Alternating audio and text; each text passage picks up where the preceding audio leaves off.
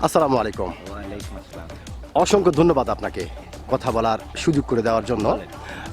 তো সর্বপ্রথমে জানতে চাচ্ছি আপনি কেমন আছেন?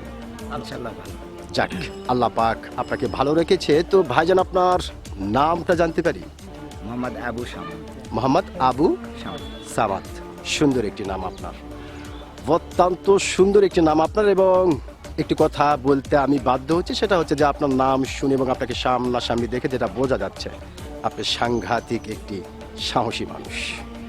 এটা কিন্তু আপনাকে দেখেই বোঝা যাচ্ছে। তো যেহেতু আপনি বাংলাদেশের একজন সচেতন মানুষ এবং বাংলাদেশের একজন সাহসী মানুষ, সেই ক্ষেত্রে এই বিষয়টি আপনার কাছ থেকে জানতে চাচ্ছি যে আমাদের বাংলাদেশে একটি নির্বাচন হতে চলেছে, হ্যাঁ। অবশ্যই জানেন। তো এই নির্বাচন হবার পরে আমরা বাংলাদেশের মানুষ সরকার হিসাবে কাকে দেখতে পারি?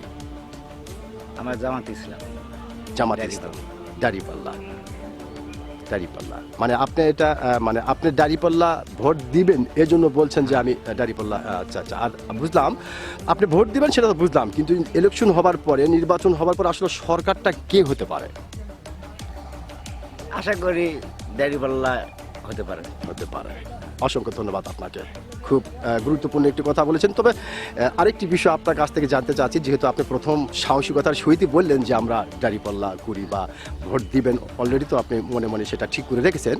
তো সেক্ষেত্রে এই বিষয়টি আপনার কাছ থেকে জানতে চাচ্ছি যে আমরা ধরে নিলাম বা মেনে নিলাম যে এবার দাঁড়িপাল্লা দেশের সরকার হলো, তো সেক্ষেত্রে বাংলাদেশের মানুষ নতুন করে কি কি ধরনের সুযোগ সুবিধাগুলি পেতে পারে?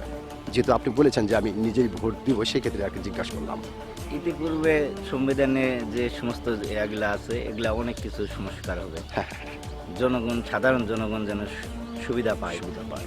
এইগুলাই আর কি এই বিষয়গুলি- আমাদের তো আর তেমন কোনো। ওকে, ধন্যবাদ। তারপরও কিন্তু আপনি খুব গুরুত্বপূর্ণ একটি কথা বলেছেন, সংবিধানের কথা বলেছেন।